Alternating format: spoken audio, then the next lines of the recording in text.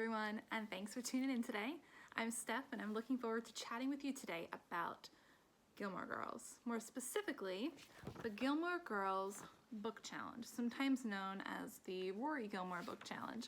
The Rory is constantly, from the time the series starts when she's in high school, constantly reading or has a book with her or is making literary references with her mom or her friends or her boyfriends, whoever is around her.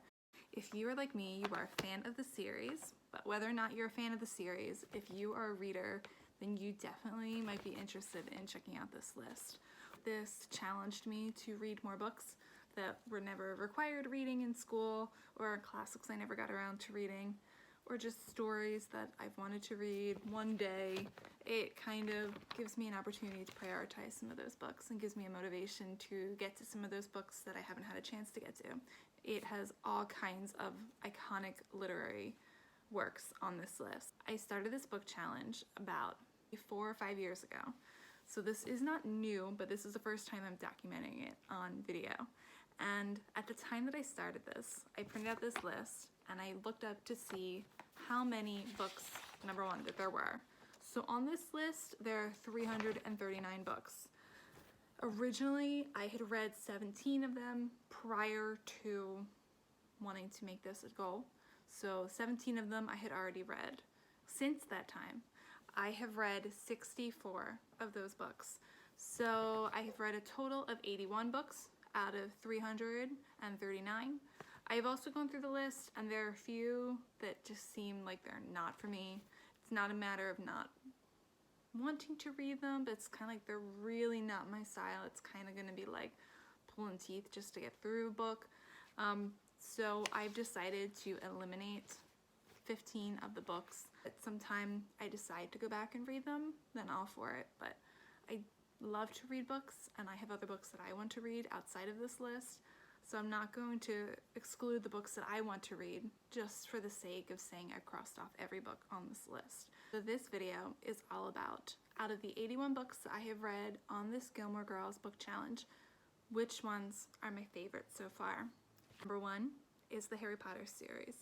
Now books 1 and 4 are on this list, but of course, as we all know, there are 7 books in the series, but I'm clumping them into one and counting them as one, and that's the Harry Potter series. Number 2, the Lord of the Rings series. I believe the first and the third ones, Fellowship and Return of the King, are on this list. I don't think Two Towers is. It's only Fellowship and Return of the King. Number 3 is another set. It is the Jane Austen novels. So we have on this list Pride and Prejudice, Sense and Sensibility, Emma, and Northanger Abbey. So that's 4 out of her 6 full-length novels. That's number 3. Number 4 is Little Women. Only Little Women, it's not Jo's Boys or Jo's Men, but I do recommend the whole series if you have any desire to read it. If you've seen a film version or read the first book in Little Women, highly recommend it. Number 5 on this list is Dorian Gray. So the picture of Dorian Gray, first interested in the book because I had seen The League of Extraordinary Gentlemen, the film, and Dorian Gray is one of the characters in that story. And so I picked up the book, read that in high school, and really enjoyed it. And I'd like to reread that someday, but it stuck with me as something I've really enjoyed. Number 6 was one that surprised me. I didn't know this book existed, and it wasn't very long, but it's called Letters to a Young Poet. Exchanges between a inexperienced, kind of trying to be an up-and-coming poet, and a well-established, well-received poet. Kind of advice that they gave in terms of creativity and supporting your dreams. I found it very accessible, very supportive in terms of pursuing your passions and also just fostering creative thinking of any kind. Just pursuing that for the sake of the joy it brings you. You can create if you just trust yourself enough and give yourself the opportunity to try. And whether you fail or you succeed, at least you tried, and you keep pushing and you keep inventing and you keep creating new things. Number 7 is another iconic work of literature, and this is The Diary of a Young Girl, which is Anne Frank's autobiography.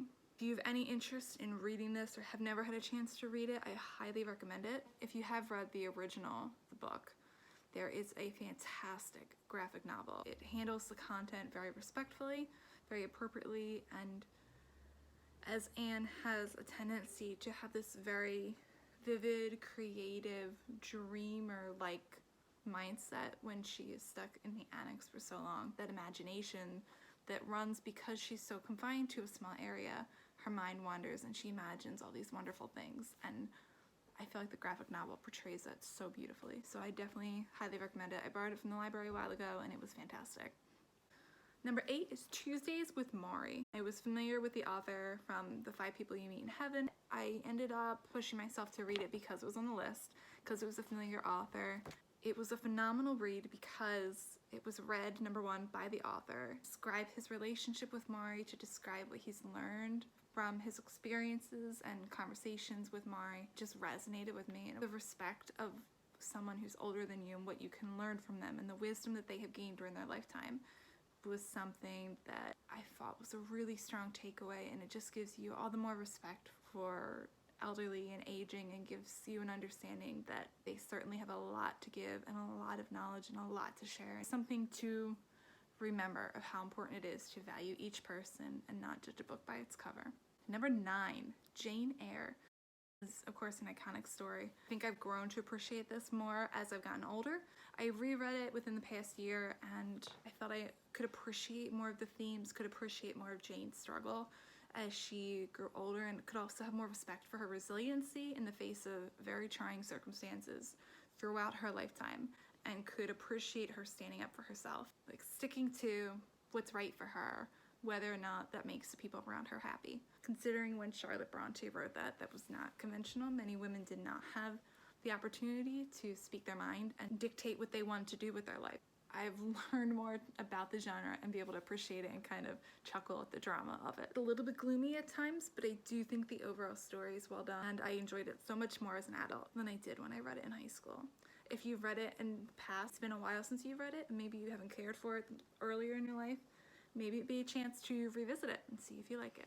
Last but not least, the 10th thing on my list, and this was one of the biggest surprises, was poetry by Edgar Allan Poe. If you know Gilmore Girls, you know that they actually have an episode where they do an entire recitation of The Raven, and Rory and her mom, Lorelai, are attending it and watching the performance, and I think are probably having a conversation during it as well. His poetry is so musical. I think that's the thing I take away from it the most, is that you're reading his words. It's not just about his words. Yes, they're a little bit on the darker side. I actually found myself, although I'm not a horror person, I'm not someone who likes to read scary things, I almost started to chuckle at the dramatic way he tells stories. Poe found the most poetic ideas to love and then lose your loved one. That was what he thought was the most poetic idea. And that gives me a greater understanding of why that theme occurs again and again. I have found that the rhythmic nature of his poetry is what just really sticks with me and resonates with me. One of the poems that really resonated with me was The Bells. There's this flow, this drive, and it forces you, the way his poems are designed, and I'm not saying he's exclusively the only poet that does this, but the way his poems are designed keeps it driving forward, and it's almost like it's like a car that you're pressing on the gas pedal and you're just pressing and pressing and pressing the gas pedal, and it's just going and going and going, and you're along for this ride, this journey with these words of where is it going to go next. And I find that that's very exciting to be on that journey. So I hope you enjoyed this list and enjoyed my top 10 so far of the Gilmore Girls Book Challenge books that I've read. If you have started this challenge, if you have read any of these books, let me know your thoughts about them in the comments, or if you just want to look it up for fun to see how many books you've read, I definitely recommend it. Thanks for watching, and I'll see you guys next time.